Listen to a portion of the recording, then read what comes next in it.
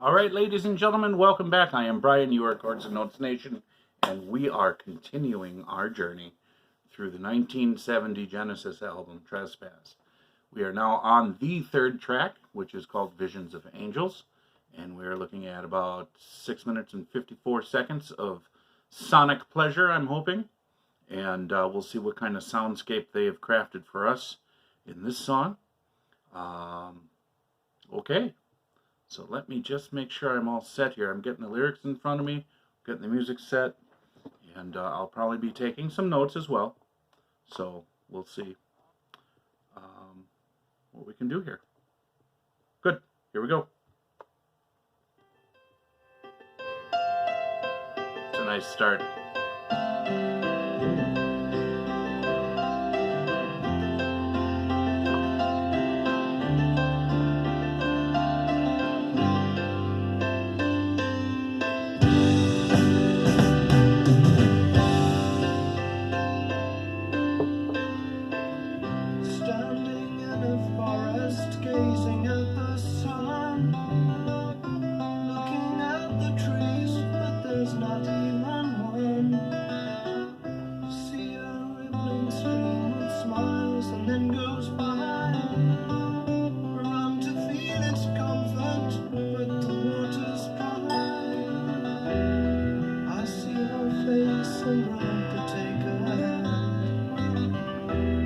She's never there, I just don't understand. The trumpet sound, my whole world crumbles down. Visions of angels all around, dance in the sky.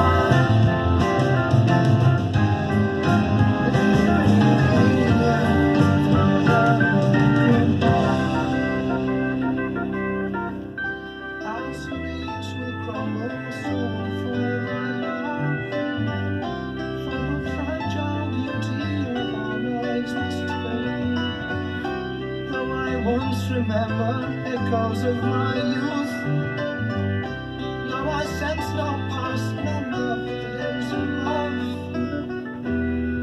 I'll take this dream, the stars are filled with light, as the blossom glides like snowflakes from the trees.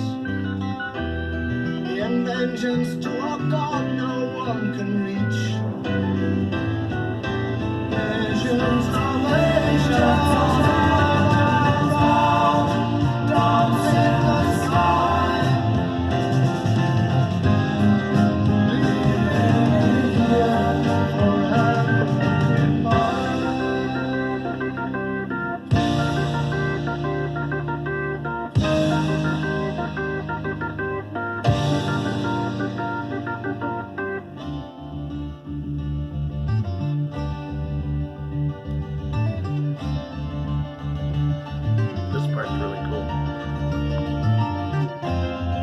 building that tension.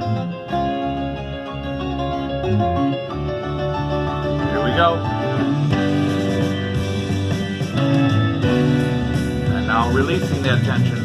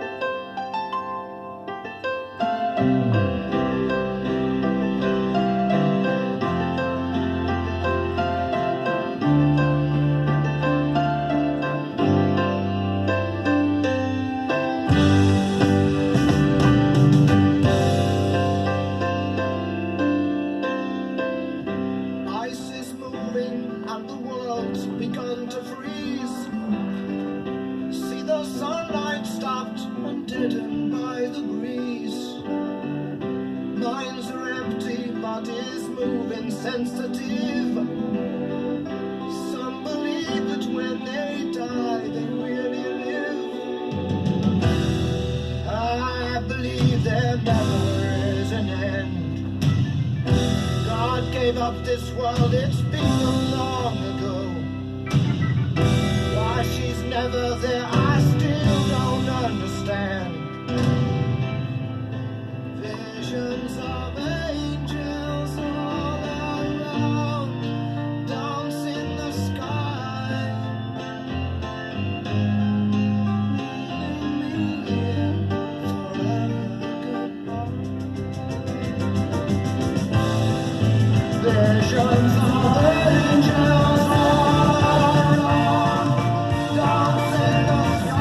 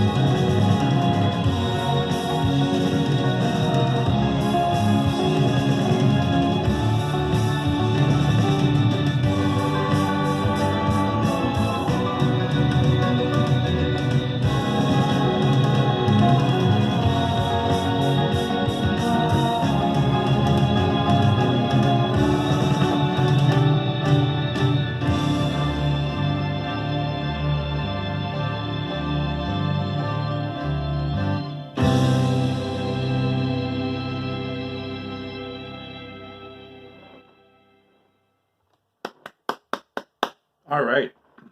Wow. Just more proof that this was and is still really good music. Man, it kind of blows my mind that it's taken this long for me to really just dive deep or begin my descent or ascent into the music of Genesis from, their early stuff. Growing up in the 80s and then into the 90s. The whole Phil Collins era, pop. Enough said, right? I think at the time that I had even heard of the band Genesis, Peter Gabriel was already on his own, doing his stuff. Wow. This is so cool. And musically, okay, let's do it this way. The only thing that I didn't like about this song was the chorus. And it's only a certain part of the chorus. As they were saying, visions of angels all, and then around, kind of came off as flat. I was expecting, because they were starting to build up with the notes and the pitch, and I was expecting it to hit more of a crescendo, but what had happened was it just kind of, in my ears, it kind of flattened off, and then the rest of the chorus, which, you're looking at 4 lines here in front of me: visions of angels all around, dance in the sky, leaving me here forever goodbye. And it just kind of petered off a little bit. Now, whether that was, well, I don't want to give too much credit. They could have designed it specifically that way, or just kind of been content with, this is where we want it to go, and so we're just going to make that work. Whatever their reasoning was, they did it. But that being said, the rest of the song and everything was very, it's still young Genesis. It's still young artists dipping their toes into this progressive um, music, and I think there's good balance. Um, I think like the synth, the keys, they have a very dated sound, but I mean, technology was technology back then. Um, I don't think it had a lot of uh, lateral movement as far as what it could do. Now the lyrics here are very interesting. Um, well, first of all, let me finish musically. The soundscape, the composition, again was just so it was intriguing, and that's what I love about progressive music is it even within this song, not just from song to song or from album to album, but within each song, there is this movement that gives life to the song. Um, and unless you have a really catchy hook in making just regular music, um, that's why you have a lot of one-hit wonders out there because they can't reproduce that in from song to song. Some artists can, but on a whole, not so much. And that's what's really intriguing if you have the courage and fortitude to engage in creating progressive music. It gives you a whole different set of tools to work with, but you have to make it work. Okay, and sometimes, like I said, and at least in my ear, the chorus didn't kind of fell a little flat, but sometimes that happens, right? You're not always going to hit it out of the ballpark, but if you have enough stuff going on in the song, you can your strengths hopefully outweigh your weaknesses within the song. Lyrically, I love the fact that he was going through the seasons. As a matter of fact, because the first stanza is standing in the forest, gazing at the sun, looking at the trees, okay, in a rippling stream. It gives me visions of summertime, right? And then after the first chorus, the next verse is, as the leaves will crumble, so will fall my love. So he's painting this picture of autumn, okay? And then starts talking as the blossom glides like snowflakes from the trees. And then there's another stanza after the next chorus that says, ice is moving and world begun to freeze.